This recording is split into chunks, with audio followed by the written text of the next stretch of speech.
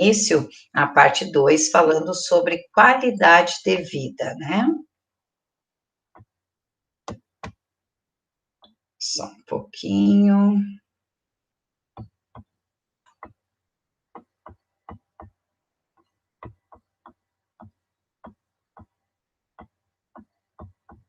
Ok. Então, qualidade de vida, ela é um termo, que tem significados diferentes, de pessoa para pessoa, em lugares e ocasiões diferentes. Por quê, gente? Porque a qualidade de vida depende muito da época que a gente está vivendo, de país para país, de cultura para cultura, de classe social para classe social, de indivíduo para indivíduo, até pode variar no mesmo indivíduo conforme o seu estado emocional, que é aquilo que eu falei anteriormente, né?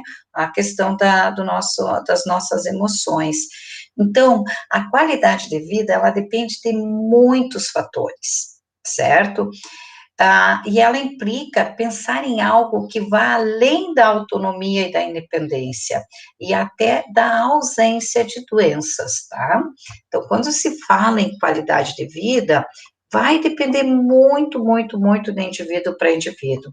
E ela exige outros parâmetros também, como o próprio estilo de vida, compreensão, a esperança, o afeto, a interação social, a solidariedade, requisitos importantes para proporcionar a sensação de bem-estar e, consequentemente, a vida saudável.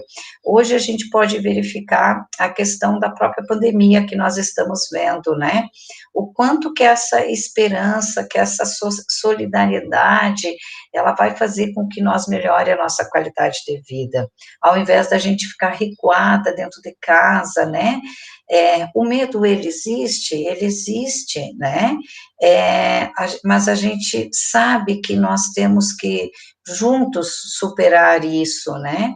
E estar buscando novas formas de cuidados para que a gente não seja atingida por esse vírus, né?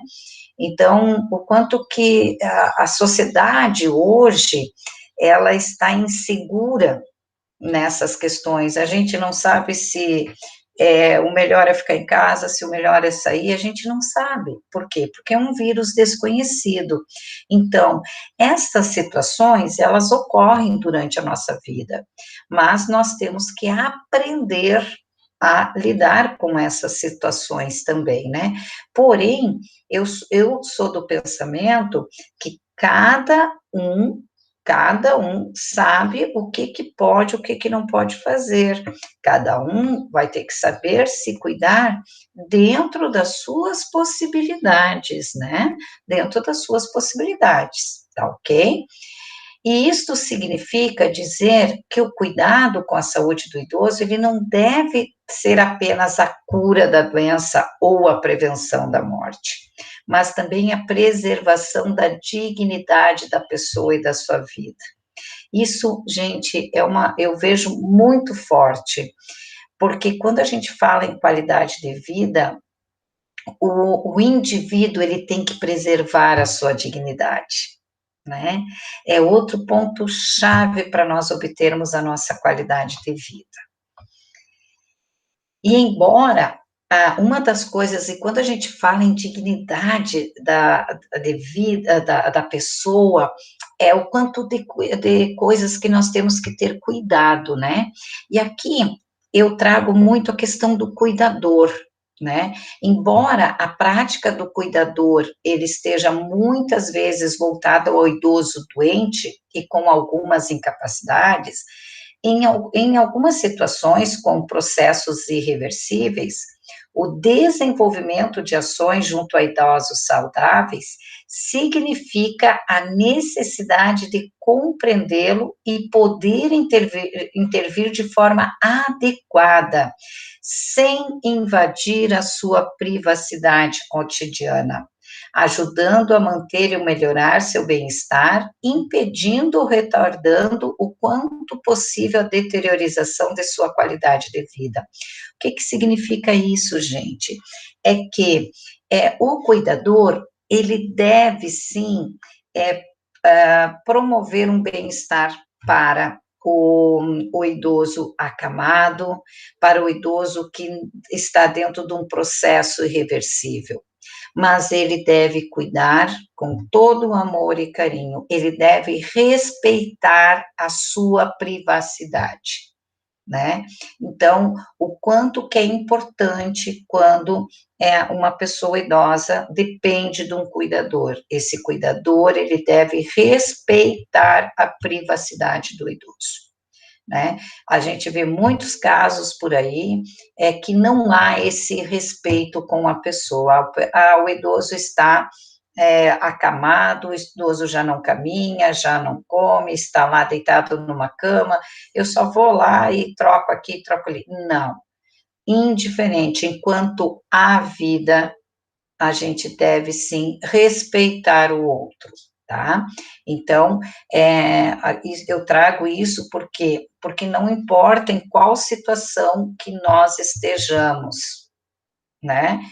Todos nós merecemos respeito e quem irá nos cuidar deve ter respeito também e não invadir a nossa privacidade, certo? E o bem-estar, ele não só implica em ausência de doença, mas na experiência de viver em sociedade de forma ativa. Então, esse bem-estar, ele implica muito nessa questão de estar ativo na sociedade, não só por meio de atividade física. O que vocês estão fazendo hoje, por exemplo, vocês são considerados como ativos. Vocês buscaram novos conhecimentos, vocês participam de um grupo, mesmo que virtualmente, mas vocês participam desse grupo ao menos 2 horinhas nas terças e quintas à tarde. Isso é importante, né? Isso é importante, porque entre vocês podem conversar, vocês podem, quem não se conhece, fazer novas amizades.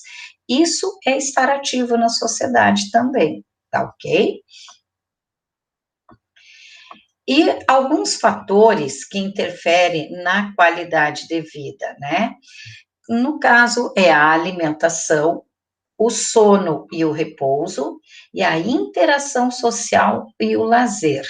Nós vamos ver um pouquinho sobre a alimentação. A alimentação, ele é um fator fundamental para a promoção, manutenção e recuperação da saúde, em todas as fases da vida, desde o começo da nossa vida, né? Tanto que o leite materno, ele é substituível, né? Tem muitas crianças que não conseguem ser amamentados pelas mães, mas ele é fundamental.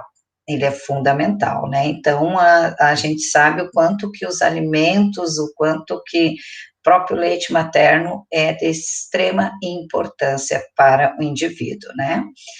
Mas, entretanto, adquire especial importância na velhice, porque o envelhecimento, ele acarreta alterações no organismo, que esses podem modificar as necessidades nutricionais, né?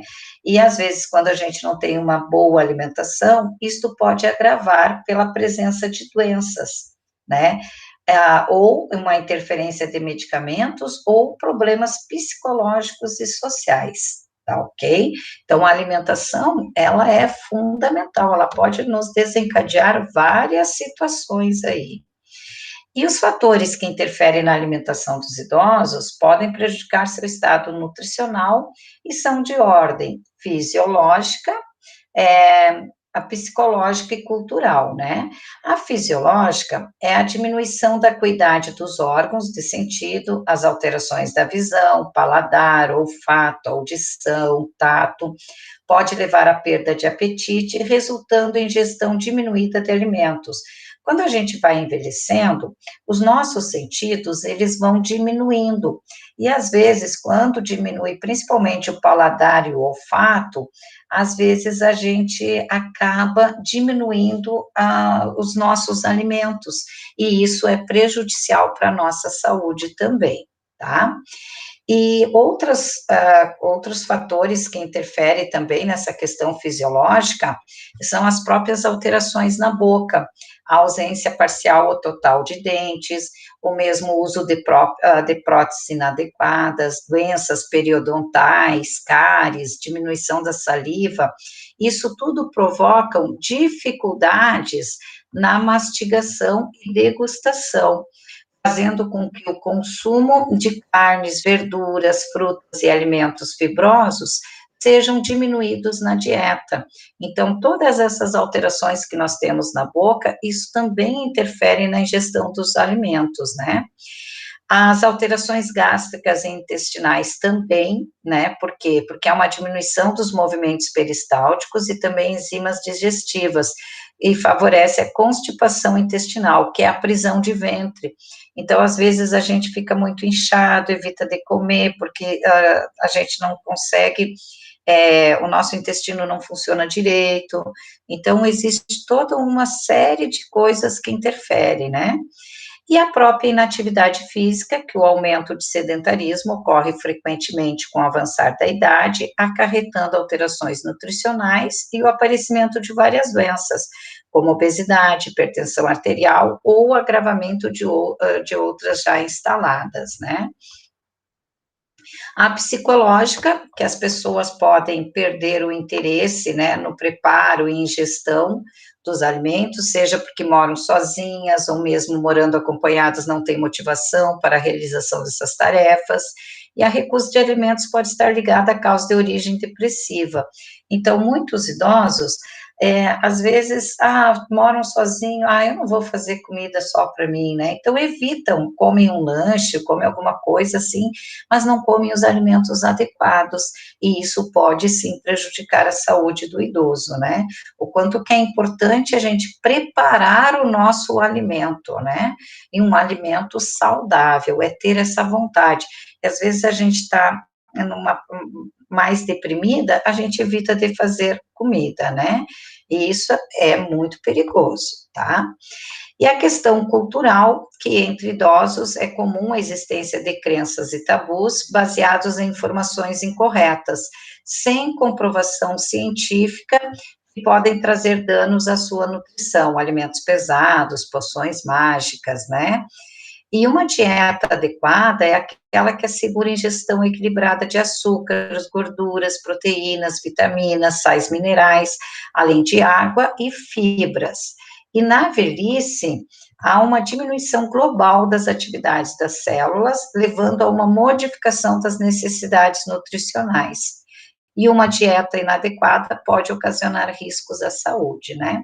Eu não vou me aprofundar muito nessa questão da alimentação, até porque é essa disciplina que eu vou estar trabalhando com vocês em agosto, tá ok?